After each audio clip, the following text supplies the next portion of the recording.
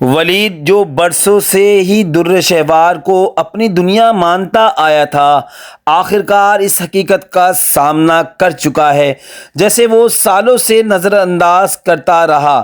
ایک طرف وہ شخص تھا جو ہر درد میں در شہوار کا ہاتھ تھامے رہا، اور دوسری طرف در شہوار تھی جو اپنے خوابوں میں کبھی بھی ولید کے وجود کو جگہ نہ دے سکی۔ اس بار وہ خود چلی گئی شہیر کے ساتھ، ایک نئے مستقبل کی امید لیے، لیکن جو امیدیں شیشے کی ہوں وہ زیادہ دیر ٹک نہیں پاتیں۔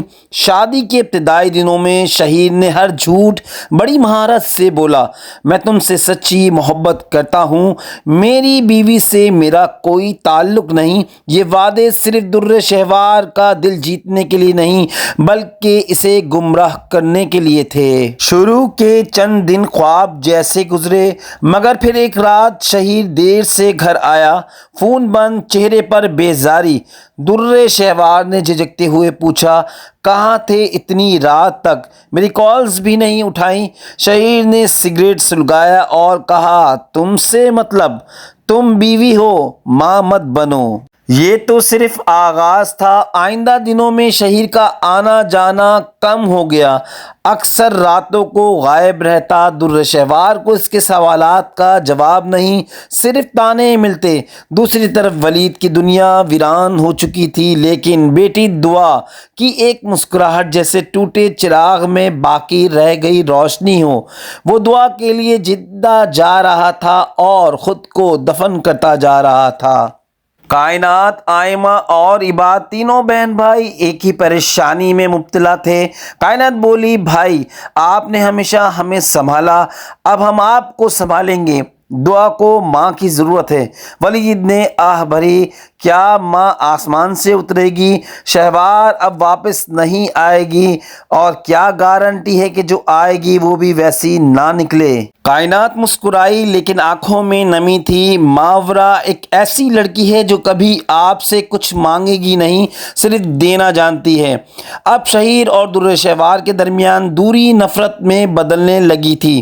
ایک دن در شہوار نے پوچھا، منہ دکھائی پر وعدہ کیا تھا ڈائمنڈ سیٹ دو گے، وہ کہاں ہے؟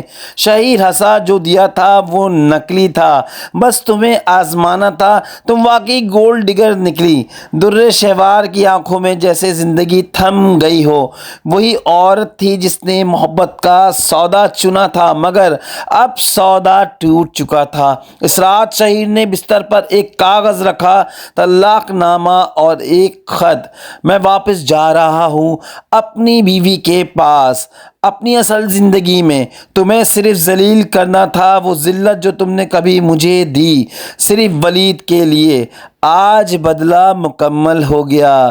صبح در شہوار نے وہ کاغذ پڑھا تو ٹوٹ گئی، نہ شوہر بچا، نہ نام، نہ عزت۔ اس نے فون اٹھایا، ولید کا نمبر ملایا، مگر کال نہ گئی۔